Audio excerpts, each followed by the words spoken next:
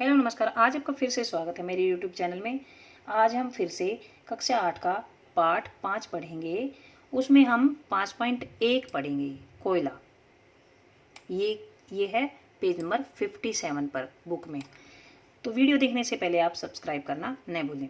तो चलिए पढ़ते हैं कोयला। अब कोयला जो है, इसका जो शीर्षक है उससे कोयला है सिर्फ, उसमें हम देखते हैं या उसके बारे में हम पढ़ेंगे कि कोयला कैसे बना है, क्या क्या उसके उपयोग हैं। चलिए पढ़ते हैं। आपने कोयला देखा होगा, इसके बारे में सुना भी होगा। चित्र 5.1 में देखिए, ये है चित्र 5.1। इसमें ये कोयला है, ब्लैक कलर का है।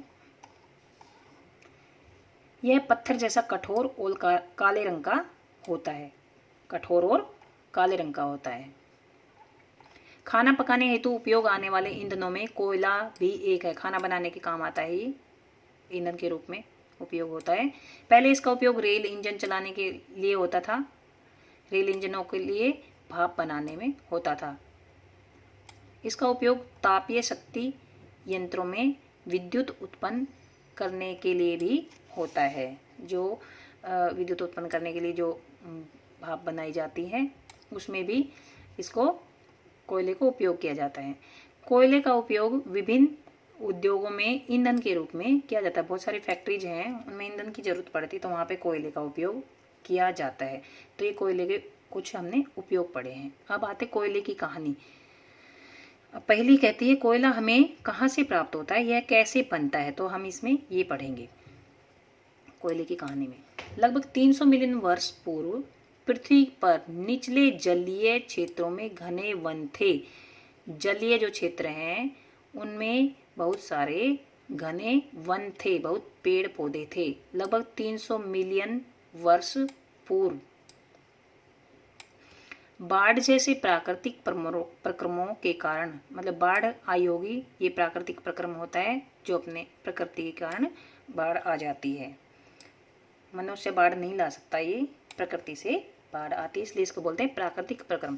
इनके कारण ये वन मृदा के नीचे दब गए। ये वन जो है मिट्टी के नीचे दब गए। अब उनके ऊपर अधिक मृदा जम जाने के कारण वे संपीड़ित हो गए। अब देखो, इतनी मिट्टी जो है ऊपर गिर जाएगी तो वो नीचे दब गए हैं, संपीड़ित हो गए हैं।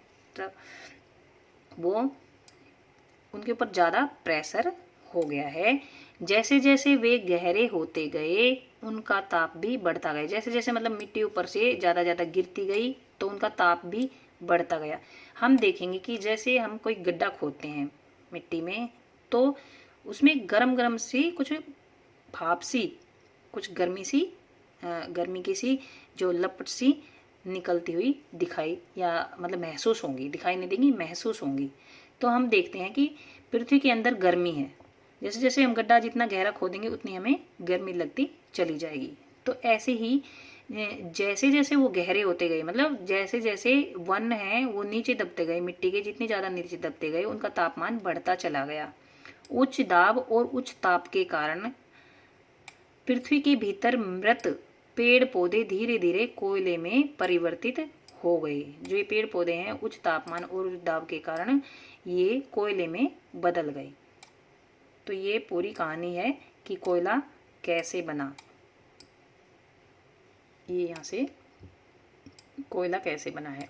कोयले में मुख्य रूप से क्या होता है, कार्बन होता है। कोयले में मुख्य रूप से कार्बन होता है।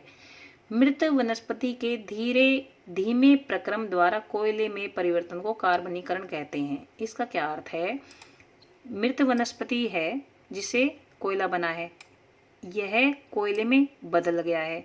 तो ये जो प्रक्रम है, जो धीमे प्रक्रम है जिससे ये कोयले में बदला है, मृत वनस्पति से कोयले में बदला है, इस प्रक्रम को क्या कहते हैं, कार्बनीकरण कहते हैं। मतलब कार्बन बन गया, उसको बोलेंगे कार्बनीकरण, कि इसका कार्बनीकरण हो गया है। क्योंकि यह वनस्पति के अवशेषों से बना है, अतः कोयले को जीवाश्म ईंधन भी कहते हैं। हम पहले पाठ में पढ़ चुके हैं कि जीवाश्म ईंधन क्या होते हैं।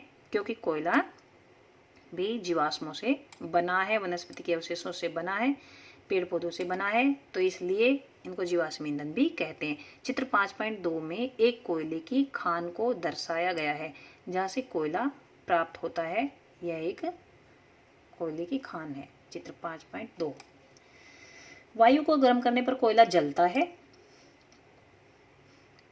वायु में गर्म करने पर, वायु को नहीं, वायु में गर्म करने पर कोयला जलता है और मुख्य रूप से कार्बन डाइऑक्साइड गैस उत्पन्न करता है। उद्योग में कोयले के प्रक्रमण द्वारा कुछ उपयोगी उत्पाद प्राप्त किए जाते हैं, जैसे कोक, कोलतार और कोयला गैस। ये कोयले से ही प्राप्त किए जाते हैं। अब हम पढ़ेंगे कोक। यह एक कठोर, सरंध्र और काला पदार्थ है। यह कार्बन का लगभग शुद्ध रूप है। कोक का उपयोग इस्पात के औद्योगिक निर्माण और बहुत सी धातुओं के निष्कर्षण में किया जाता है। ये जो मेटल्स वगैरह हैं उनमें जब मेटल्स हम प्राप्त करते हैं तो उसमें बहुत सारी विधियां उसके निष्कर्षण में उपयोग होती हैं, तो उसमें कोक का बड़ा उपयोग होता है। ये हम अगली क्लास में पढ़ेंगे, 10th क्लास में पढ़ेंगे ये धातु का निष्कर्षण किस प्रकार किया जाता है। अब आएगा कोलतार। यह एक अप्रिय गंध वाला, इसमें स्मेल आती है, बहुत ही तेज और अप्रिय होती है। वो काला गाढ़ा द्रव होता है। आपने सड़कों पे देखा होगा, जब सड़कें बनाते हैं तो इसका कोलतार का उपयोग होता है। यह लगभग 200 पदार्थों का मिश्रण है। 200 पदार्थों का मिश्रण है। ये देखिए, ये कोलतार है।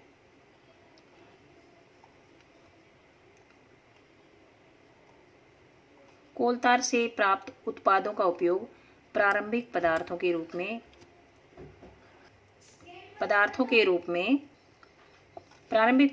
रूप में दैनिक जीवन में काम आने वाले विभिन्न पदार्थों के औद्योगिक निर्माण में तथा उद्योगों जैसे संश्लेषित रंग, औषधि, विस्फोटक, सुगंध, प्लास्टिक, पेंट, फोटोग्राफिक सामग्री, छत निर्माण सामग्री आदि में होता है। देखिए, इसका उपयोग होता है कोलतार से प्राप्त जो उत्पाद होते हैं उनका उपयोग क्या होता है, प्रारंभिक पदार्थों के रूप में। दैनिक जीवन में जो हमारे काम आने वाले बहुत से पदार्थ हैं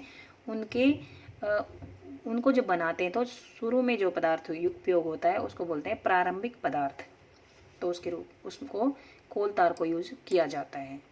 तो ये औद्योगिक निर्माण में मतलब बहुत सारे पदार्थ हैं उनको बनाने में उपयोग होता है। उद्योगों में उपयोग किया जाता है। संश्लेषित रंग, जो रंग कलर्स बनाए जाते हैं उनमें उपयोग होता है। औषधियाँ जो मेडिसिन, दवाइयाँ वगैरह बनाई जाती हैं, या विस्फोटक जो होते हैं, जो विस्फोट के लिए जो सामग्री यूज होती है उसमें काम आती है।